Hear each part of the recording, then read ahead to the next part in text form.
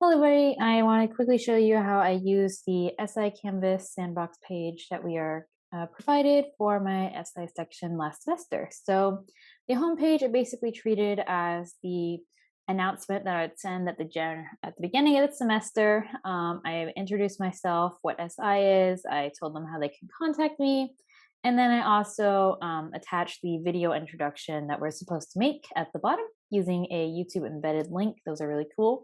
And then I also put the Zoom link and times for the SI section so they could easily access those. But the majority of my content I liked to divide into modules, so I'll go ahead and show you that.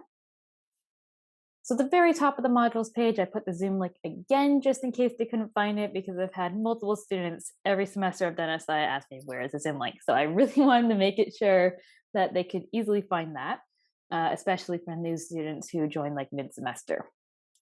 And then I would make one module per week of the semester, and I would always keep the most recent link at the very top.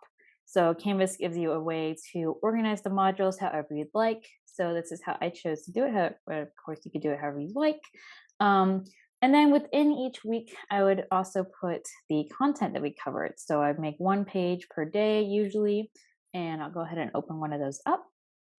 So at the top, I'd post the slides that we covered that day. I'd post it in a Google link, which is usually easily accessible for the students, but just in case that link was broken, I'd also put a PDF, which they could open in the Canvas page, which is really cool.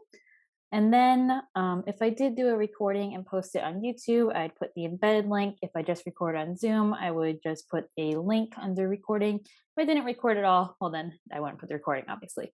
And then any other activities we did, if I did like a worksheet or some codes, I'd put them at the bottom of the page just as documents, and they can open those and take a look at what we did. So that was basically what I did for a typical SI section. Here's another example of the same thing. Slides, recording, source code. Of course, if you have a different topic that's not programming, you wouldn't have source code. You'd probably have something else, but yeah. And then another thing that I found really useful about the Canvas page, was probably my favorite feature about it, was quizzes. So usually our students' exams are in Canvas. So I thought it'd be really cool if they could take a practice exam in Canvas, and our sandbox pages actually allow us to do that. So what I did was I created a ungraded quiz, and then I was able to put however many questions I'd like, whatever question type I'd like. So it was very similar to kind of what they'd see on the regular exam, of course, different questions, but a similar format. So I'm going to go ahead and show you guys what this would look like.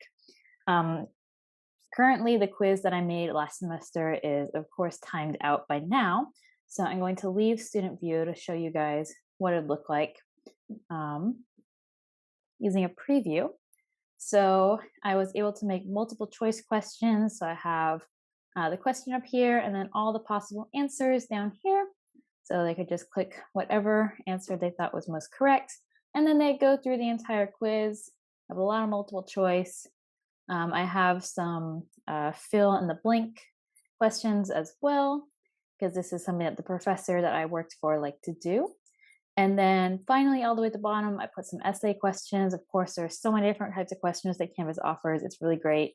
And then they would just go through all of this, and then they could submit the quiz, and then they would get immediate feedback, which was great, because this Canvas page is officially no longer really in order. It won't show me the feedback, but when the students were using it last semester, they get immediate feedback on what questions was right or wrong. You can put text in your feedback too to kind of let them know what they did right or wrong. And yeah, it was really cool. And they got to, I put it for unlimited attempts. You can set how many attempts you like. You can set time limits. You can put points to each question, a due date, when it's available, all that stuff. So it's really cool. And yeah, that's about the majority of what I use Canvas for. I was actually able to put Kahoot here and here as a link. There's a lot of features of Canvas. YouTube, there's a whole bunch of great YouTube tutorials on this. And that's about it. Thanks for watching the video, and have a good semester of SI. Good luck!